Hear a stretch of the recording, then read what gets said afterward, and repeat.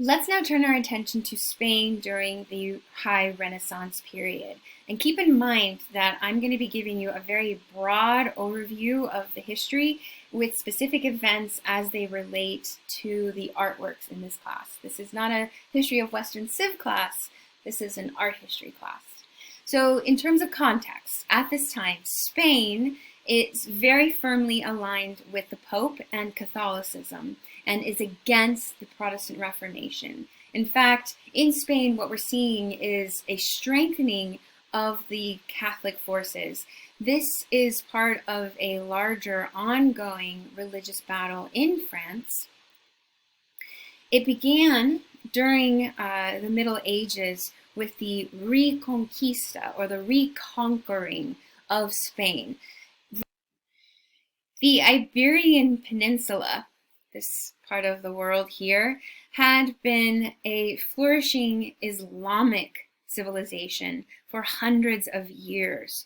And the Muslim people who had settled in Spain, or more accurately, a Muslim population that had thrived on the Iberian Peninsula, were being forced out of their homes, forced out of their cities. In this map here, what the Spanish called the Reconquest began around the year 1000, and what we see is over this almost 500-year period, a violent expulsion of Muslim people from Spain, from Portugal, and this is feeding into a larger system called the Inquisition. So this is a term. This term is not necessarily a vocabulary term, but a concept that I'm introducing you to here because it's going to be an element within the artworks, okay? The Inquisition, beginning around the 12th century, so the 1100s, the Inquisition is a powerful office set up within the Christian church to root out and punish heresy, immorality, and non-believers.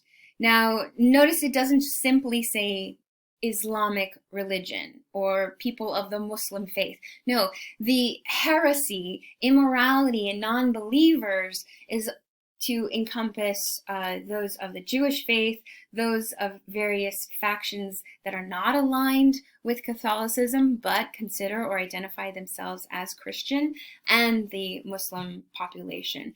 And in Spain, we see a strong force of the Inquisition supported by the state, supported by the king and queen, the rulers of Spain.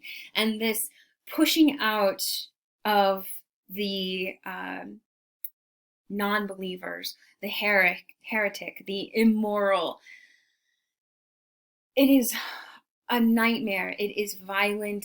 It's one of the reasons many of you might have heard the term Spanish Inquisition. More specifically, it's because the most dominant manifestation of the Inquisition is seen in Spain. They are heavily supported by the king and queen. Two of the main leaders during the Renaissance are King Ferdinand of Aragon and Queen Isabella of Castile, and their unification of two major provinces of Spain, Aragon and Castile, unites and further strengthens the Inquisition. One other element that I want to point out here, they are heavily not heavily, the Spanish state, the king and queen, the government, is not only forcibly expelling out non-believers or murdering them, but those who are intimidated into converting to the Catholic Christian faith, they're referred to as conversos, and they pay heavy fines. These heavy fines then benefit the king and queen, the government of Spain. So there's this extortion for life in Spain. And when we say Inquisition, this isn't limited to religion. this is to any undesirables within the population. This is witches and homosexuals, any enemies to the state. And they would be, if not murdered, immediately put on trial. This painting here is a public hearing in which we see those who have been condemned, or I should say, suspected of heresy, being put on trial. The Inquisition is known for this horrible physical torture as a way of proving their faith or finding out the truth. It's really disturbing, and I don't want to get into it. But the physical markers and the mutilation of the survivors then add to the stigma, and they become like markers of guilt, the physical evidence of their torture. It's bad, okay? I'm bringing all of this up to set up Spain in a way to understand the artworks we're going to look at. In addition to this Inquisition, and more specifically the Spanish Inquisition, Spain is expanding its empire. Spain, under the rule of Ferdinand and Isabella, has opened itself to the New World. Now, I'm showing you in this map Spanish territories in the 16th century, so in the 1500s. And what we see here are these massive amounts of people, populations, languages, religions, natural resources, raw materials, trade routes, access points, exposure to other cultures and other ideas that are now a part of the Spanish Empire. Now, I don't want to paint this as any way something great. It is not. If this was a class focusing on colonialism, we would be looking at this point in the Spanish Empire as a time of genocide.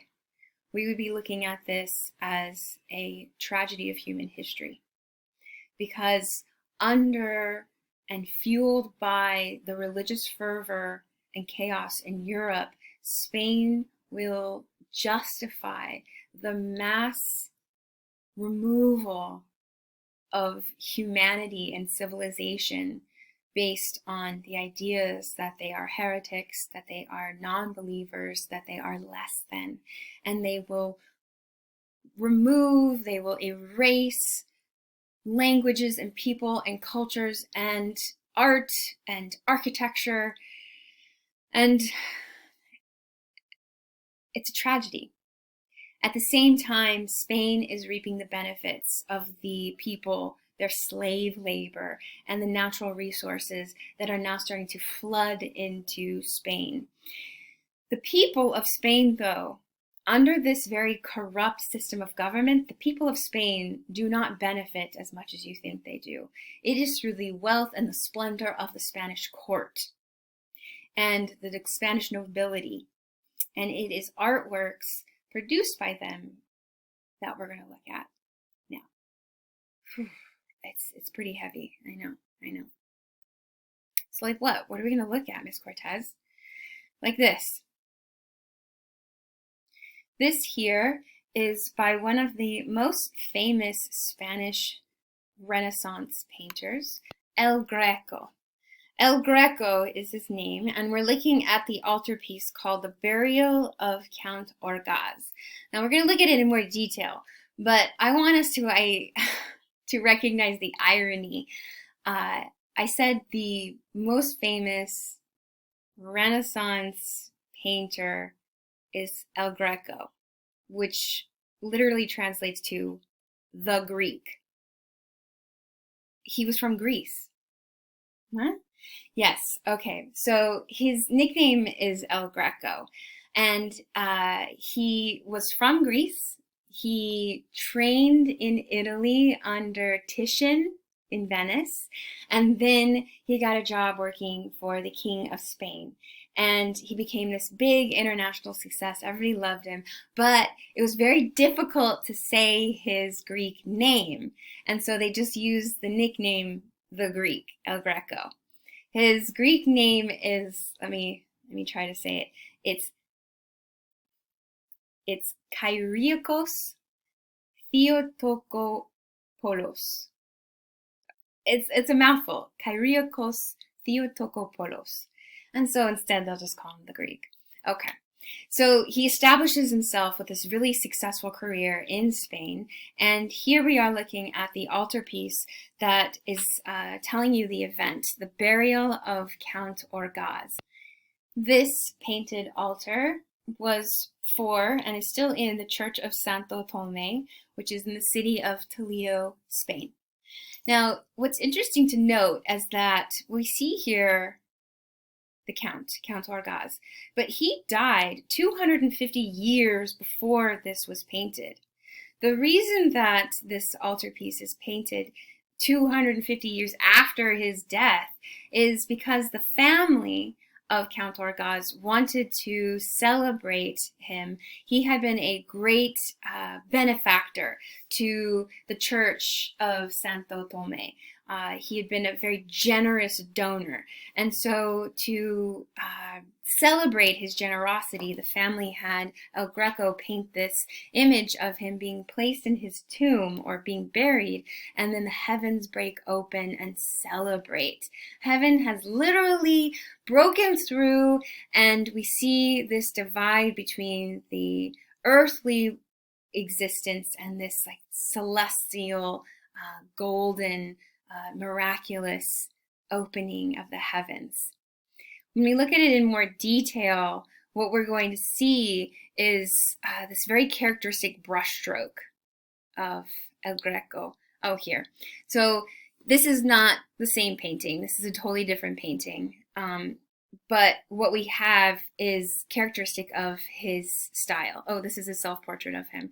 So El Greco's known for this really expressive brushwork. What do I mean by that? I mean, look at the sky. Look how agitated it is.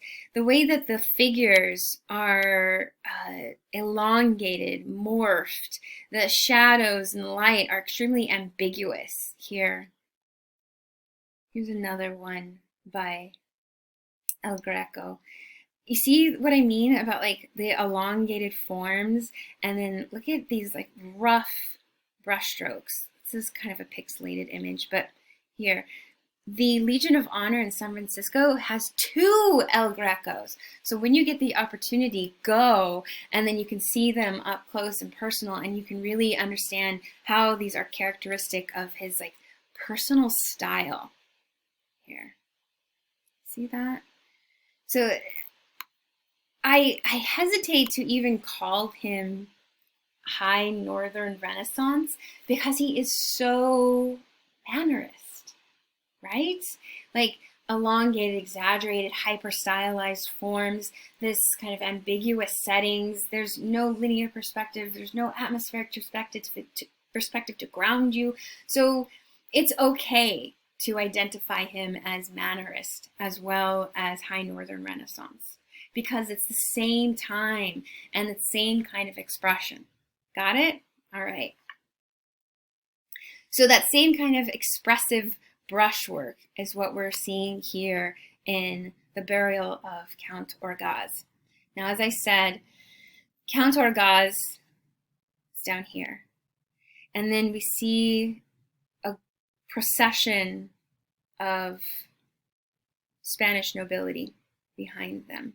They all wear black, and they wear these very fancy lace collars and cuffs.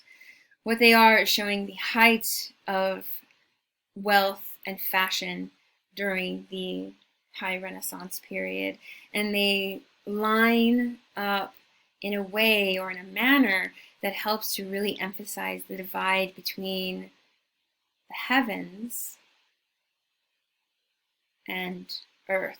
So compositionally, what El Greco is doing is he's emphasizing this divide and the miraculous moment when the heavens open up to accept or pull the Count up to the heavens. Now, technically, he's not identified as a saint, but this is a celebratory altarpiece saying he was so generous with so much money for us that Jesus must have been extremely happy to have him whenever he died.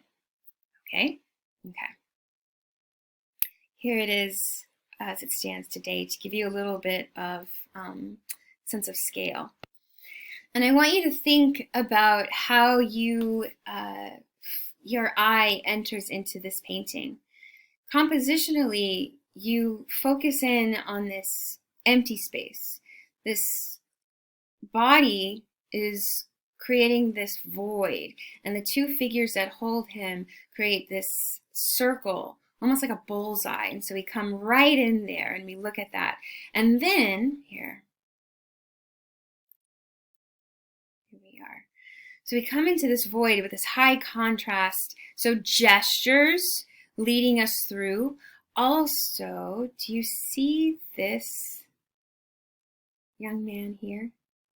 That is El Greco's son. I know. And he includes him, his name was Jorge Manuel. And he includes him here as a way to pull us in, right? He's making eye contact with us. And then he too points at the Count. He's not the only portrait. We would be able to identify all of these men in this painting. They would have all been prominent citizens, recognizable figures in the scene. This young man here, this young priest, is a portrait of the King of Spain at this time, King Philip II. Now, let's talk a little bit more about how this artwork is relative or connected to the larger context of Spain. So I introduced you to the Spanish Inquisition, and then under the rule of Pope Paul III, and because of the pressures of the Protestant Reformation, in 1542, he establishes the Supreme Sacred Congregation of the Roman and Universal Inquisition to combat Protestant heresy. Wow. With that, the Holy Roman Emperor, Charles V, and his son, King Philip II of Spain, will take this and fight the religious pushback of the Protestants in the Holy Roman Empire and in Spain and around the world. Now, one question that students often have about this Spanish Inquisition and Charles and Philip is why Spain is really known for the Inquisition and not the Holy Roman Empire. Well, when Charles dies, instead of Philip inheriting both the Holy Roman Empire and Spain, Charles recognizes this as an impossible role. And so he divides his empire. And Philip, with the concentrated efforts of the Inquisition, is able to focus in on Spain. And then whatever is happening in the Holy Roman Empire is not associated with Spain, although they're still very closely related. Does that make sense? Okay. So that's why Charles is emperor and his son is king, more specifically King of Spain, and his dad's in charge of the larger empire. And back to our painting of the burial of the Count of Argaz, that is young Philip II, King of Spain, son of Charles V. Wow. Let's take a look at the upper area, the heavens. In the heavens above, what we see is this glorious golden light shining down on all the figures, and then the angels surrounding Jesus, just as the prominent figures were surrounding the body of the Count of our Gods. And we see the Virgin Mary and John the Baptist speaking to and pleading with Jesus for the benefit or the intercession of the Count.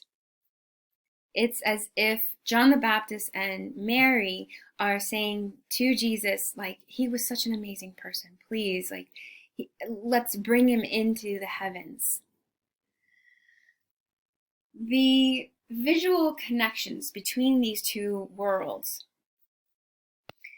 is pulled through gesture and through line of sight, right? Because, look again.